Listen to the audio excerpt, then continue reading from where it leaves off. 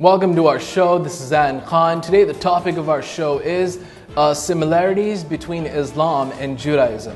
The guest of our show is Rabbi Ben Abrahamson, who has worked his whole life on building bridges between Islam and Judaism. He's also a research scholar on the topic. Welcome to our show, Rabbi Ben. This is Zain Khan. It's a pleasure to have you on our show. It's very good to be here. Thank you. Rabbi Ben, let's get to the first question. What is the concept of God in Judaism? Because Islam believes in Tawheed, which is the oneness of God. Oh yes, the Islamic Tawheed and Judaism is exactly the same. We believe in one God with no partner, with no nothing else. In fact, the term and the way it's used is used exactly the same in Judaism and in Islam. Ben, is Islam mentioned in the Torah, which is the Old Testament? Well, yes, it is. There's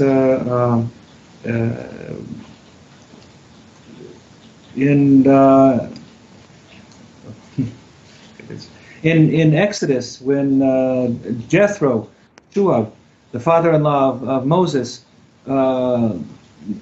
went and made an offering. The offering that he made was called a shlamim, or a perfect or complete offering. And all the followers of Shuab were called in the Torah, they were called Canaanites. But in the translation of the Torah in Aramaic, they were always called Slamim or Muslimim. So we have the word Muslimim meaning the children of Jethro. And it meant much more than that, because it actually meant these were God-fearers. These were the people who were not part of the children of Israel, but believed in one God and followed the commandments of God. Rabbi Ben, according to your opinion and your research, would Muslims be going to heaven according to the Jewish point of view? Yes, Judaism believes that there's a basic religion which the whole world must follow. In the Quran it says there is only one religion which is acceptable before Allah, which is Islam, and we believe that there is one faith that's required by all mankind, and we call it the faith of Noah. This is similar to what's written in Surat Ashura. It says that he has laid down the same religion for you as he has enjoyed on Noah, and we have revealed to you what we have enjoyed on Abraham, Moses, and Jesus. Established a religion and did not make divisions in it. Judaism has the same idea that there was one religion that was given to Adam that involved monotheism and involved basically 7 of the 10 commandments that they had to keep. They had to believe in reward and punishment, you had to believe in the last day, believe in the prophet of God. And this is the religion which is required of all mankind. It's required of Jews, it's required of non-Jews. And our sages have ruled that Islam goes way beyond this minimum requirement for a proper religion.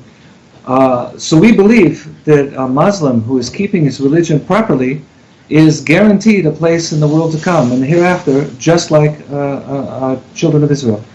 Then the question arises, what is the difference between Judaism and Islam?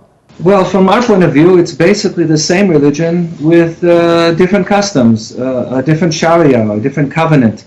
We have Sabbath, we have kosher, we have the fast day of Yom Kippur. Islam has the Hajj, the Ramadan, and the different pillars of Islam. But fundamentally, it's the same deen. It's the same basic religion. What's different is the Sharia, the covenant. We would agree with what Ibn Qatada once said, that Al-Din Wahad Sharia Muqtafiyah, that there's one deen, there's one basic religion for all mankind, and it's the Sharia which differs. If what you're saying is correct, then why did not the Jews of Arabia get along with the Prophet Muhammad, may peace be upon him? Well, first of all, you have to understand that there are different groups of Jews. There's a hadith that explains there were even 71 different sects of Jews.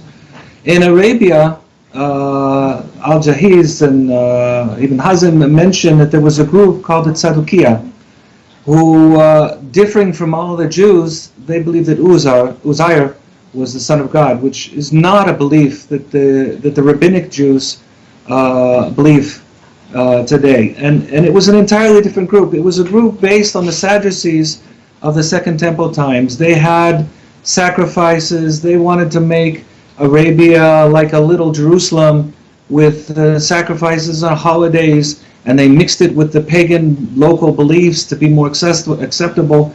And it was a mishmash of many things. And these people, when they saw the Prophet coming to reform and make changes, they resisted the reform. And in fact, they opposed it. But this is not the case of the vast majority of Jews who lived outside of Arabia, who I could mention a little bit about it, like when Caliph Ali came to Babylon, to Kufa. Originally, he 80,000 of the scholars of the Talmud and the Yeshiva, the students of the rabbinic Jews, came out to meet him and to support him. The Caliph Umar deposed the exilarch who was causing trouble in Arabia based on arguments that had to connect it with the separatists. He appointed a rabbinic scholar called Bustani to be his replacement, and essentially made rabbinic Jews the official form of Judaism throughout the growing Islamic kingdom. And in fact, if Caliph Umar hadn't supported the rabbinic Jews by appointing Bustani, chances are today the majority of Jews would be Karaite or Sadducee. They wouldn't be the kind of Jews that you see today. The Jews that you see today were the ones that were approved of by Caliph Umar. Then what kind of Jews exist in the present day and age? Well, the Jews today are descendant of they're descendant of the students of Hillel, coming from the Pharisaic Jews of the Second Temple times.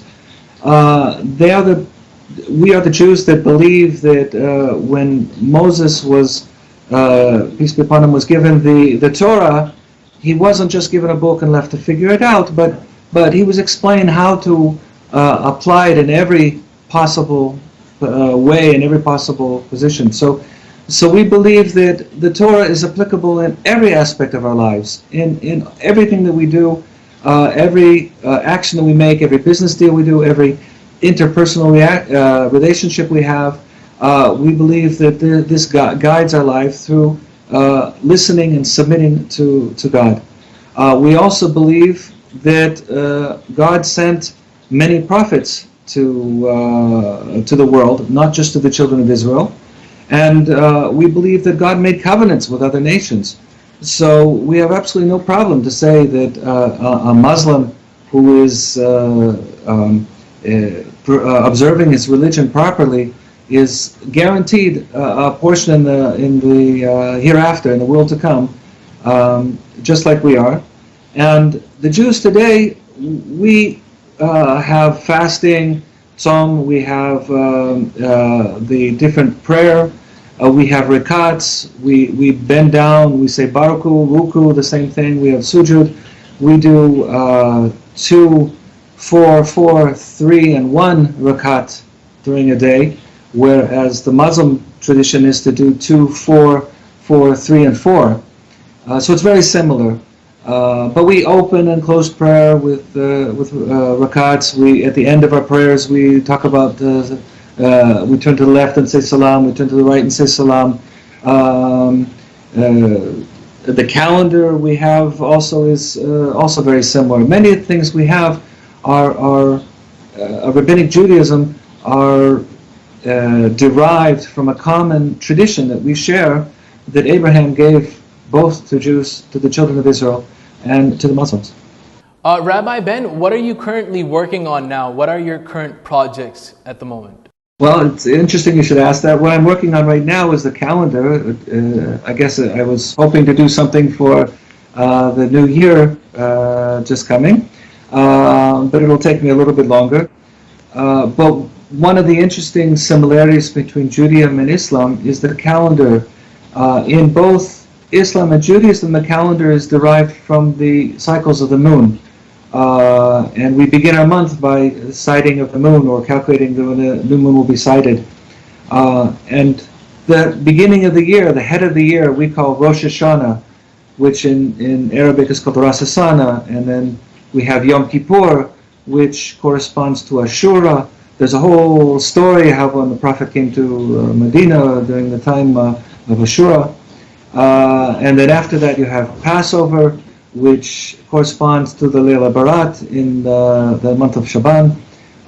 We've Sefirat Omer, which corresponds to Ramadan, Shavuot, which is Eid al-Fitr, and the ninth of Av, which corresponds to the Hajj. So each of the main holidays that we have correspond to Islamic holidays, although the emphasis has been changed, and Allah saw fit to give the Muslims customs which were most suitable and most perfected.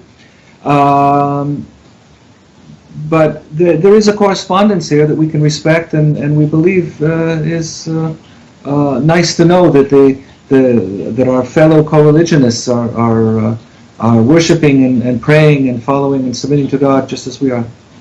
Rabbi Ben, this program is not political, but this is the last question and it's slightly political in nature.